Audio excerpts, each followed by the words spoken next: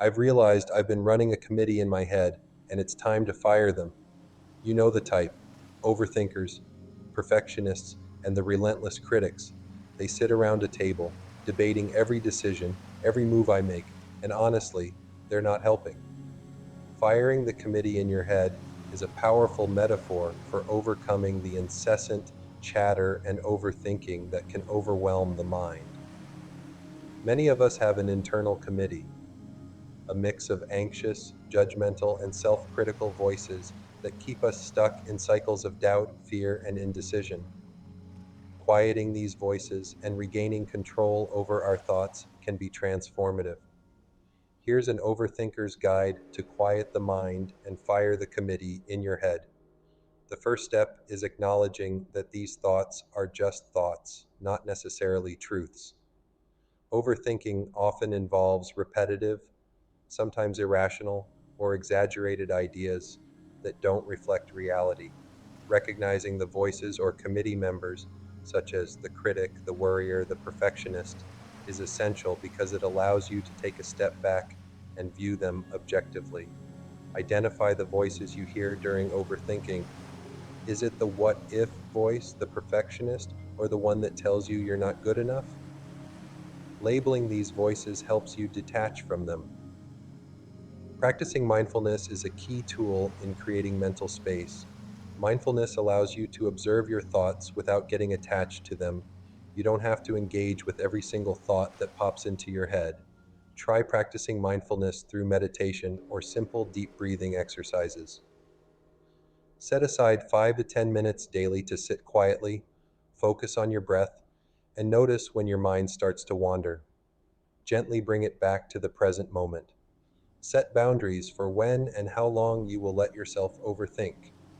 For example, you might decide that you will allow yourself to think about a particular problem for 15 minutes, and once that time is up, you will consciously shift your focus elsewhere. Use a timer to give yourself a set period for overthinking. Then, when the timer goes off, consciously shift your attention to something else. This creates a mental space to process without spiraling. Overthinking often involves negative or distorted thinking.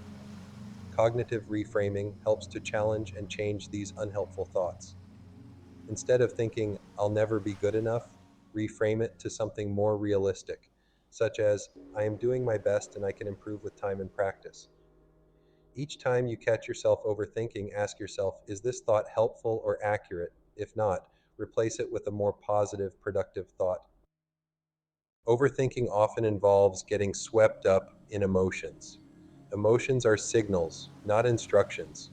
You can feel fear, doubt, or frustration without letting those feelings dictate your behavior or cloud your judgment. Practice labeling your emotions, e.g., I'm feeling anxious, and then acknowledge that emotions don't have to control your actions. This creates a separation between your feelings and your actions, allowing you to think more clearly. Physical movement is a powerful tool to quiet the mind. It shifts focus from internal thoughts to external physical sensations. Exercise also releases endorphins, which help to reduce stress and improve your mood. Whether it's a quick walk, yoga, or a workout, find a form of movement you enjoy. Engaging in physical activity gives you a break from the overactive mind and can provide clarity and peace. Sometimes overthinking is the result of a lack of organization or planning.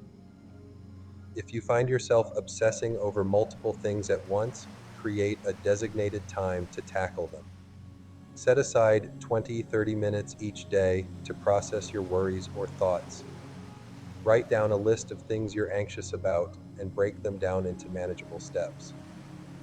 When the worry time ends, put the list aside and give your mind permission to relax.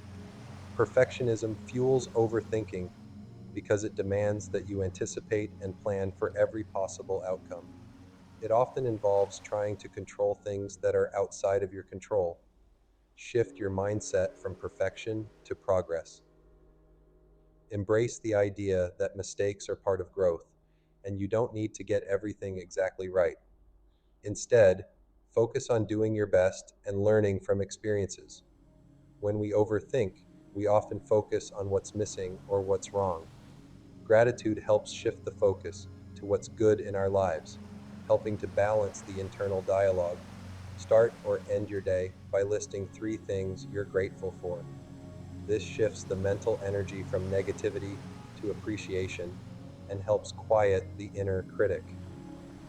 You wouldn't let someone criticize you constantly without standing up for yourself. The same applies to your thoughts. When the committee starts up, practice responding with logical, compassionate counterpoints. When you hear a critical thought, "You're going to mess this up," counter it with a more rational or positive thought, "I've handled challenges before and I can do it again."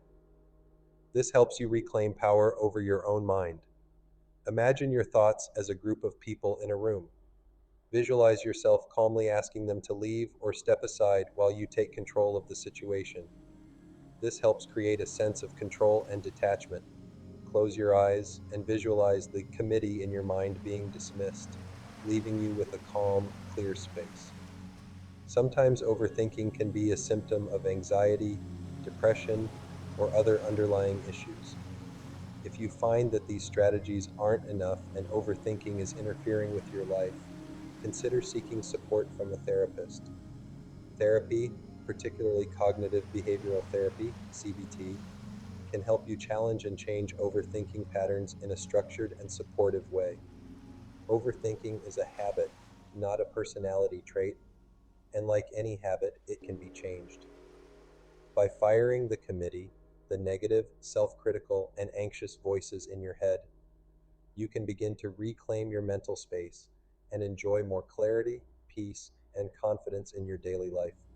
It takes practice, patience, and persistence, but with time, you'll notice a shift towards a quieter, more focused mind. I mean, who needs a panel of experts telling me I'm not good enough? It's like having a team of naysayers on speed dial. So, I'm taking charge. I'm replacing that committee with a new board, one that's all about action, creativity, and positivity. Instead of, "What if I fail?" I'm asking, "What if I fly?" I'm embracing the messiness of life because that's where the magic happens. So here's to firing the committee and hiring my inner champion. It's time to trust myself and make bold moves. Who's with me?